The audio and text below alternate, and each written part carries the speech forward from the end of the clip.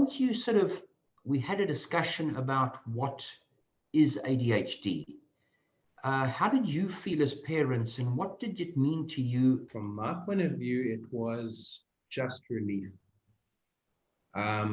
It had a name. We had a plan. We had a professional that we felt comfortable with. And now we could help him. That to me was the heartbreaking part, was seeing this kid through no fault of his own who had a challenge, and we couldn't help.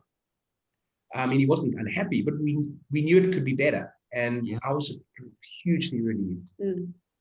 So I'm quite keen to hear from you guys. What did you sort of see when he was on his medicine, or maybe when he wasn't taking his medicine at home, those sort of impulsive needs, or how things changed over time? As you know, the medicine would wear off early afternoon, and then we couldn't top him up too often because then he wouldn't eat. Pork and cheese. Really? Yeah. He'll come up with the loud, random noises. He'll bait his siblings with less self-control than he would. He won't look at you. That's the kicker, is when sort of I'll click my fingers and say, "Here, I'm here," and the eyes aren't connecting. And when you have to ask him 6 times to do something that normally he would do on number 1 or 2. The family's taken on that kind of dynamic. How did it impact his siblings? You know, we've heard how it impacted you guys, but how did you feel that it impacted his siblings? So he's the oldest, so they've never known any different. But having said that, as the little ones get older, they find it immensely frustrating.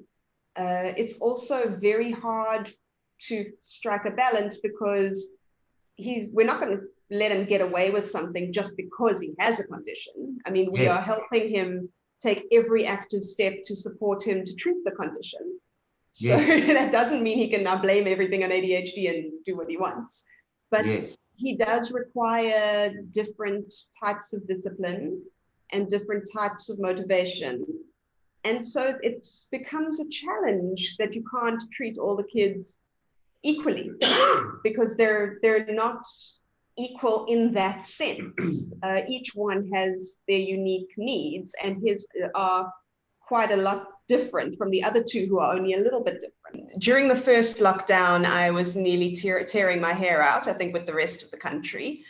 And as I said, it was quite difficult with 3 different children and 3 different learning styles to try to keep them all in line.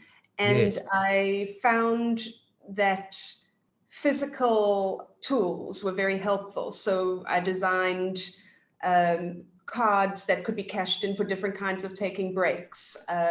We set up a little tuck shop as an incentive with money. We had lists and checklists and schedules and things like that posted all around. And all of that really helped Ari in particular, but all 3 of the children, because they could literally see what was expected of them, and they could literally budget their time and their resources according to what they could see. And that really, really helped a lot.